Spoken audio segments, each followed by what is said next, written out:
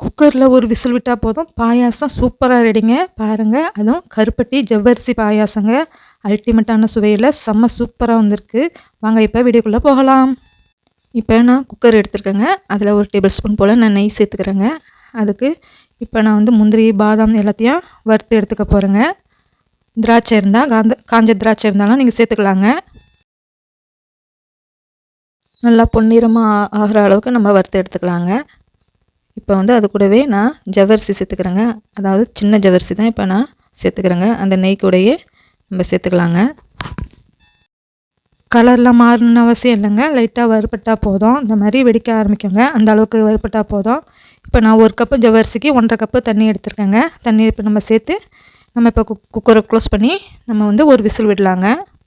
அது அப்படியே இருக்கட்டும். இப்போ வந்து நான் பாகு காய்ச்சறதுக்காக ஒரு கப்பு நான் கருப்பட்டி எடுத்திருக்கேங்க. நீங்கள் வேண்டாம் வெல்லமோ நாட்டு சர்க்கரை எது வேண்டாலும் சேர்த்துக்கலாம். நான் இன்றைக்கி கருப்பட்டி எடுத்திருக்கேன். இப்போ அதை நல்லா கொதிக்க விடலாங்க. நான் 1 கப்பு கருப்பட்டிக்கு 1/4 கப்பு தண்ணீர் ஊற்றி நான் இப்போ வந்து அதை பாகு காய்ச்சி எடுத்துக்கிறேங்க.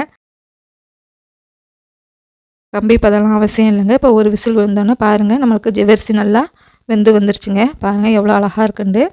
இப்போ அது கூடவே நம்ம பாகு காய்ச்சி வச்சுருக்கோம் இல்லையா, அதை ஃபில்ட்ரு பண்ணி சேர்த்துக்கலாங்க. ஃபில்ட்ரு பண்ணி சேர்த்துக்கிட்டால் தான் அந்த தூசி ஏதாவது இருந்தால் நமக்கு இதாகிடும். அதனால தான்.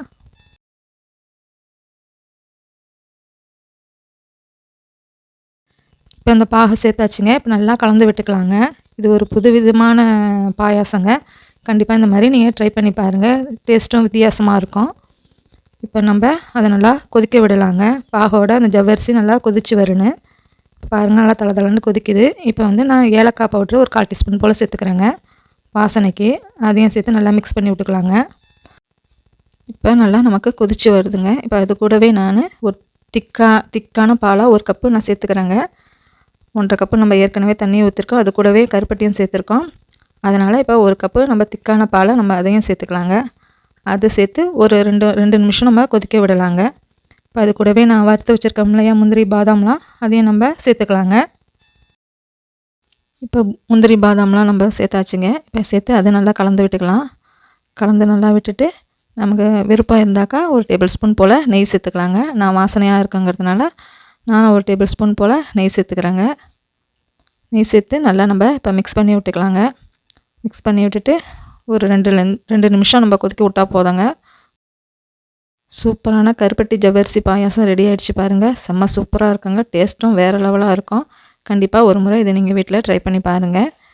பாருங்கள், சுட சுட இப்போ கருப்பட்டி ஜவ்வரிசி பாயாசம் ரெடி ஆகிடுச்சிங்க.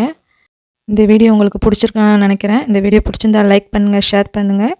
நம்ம சேனலை ஃபாலோ பண்ணுங்கள். தேங்க்ஸ் ஃபார் வாட்சிங்.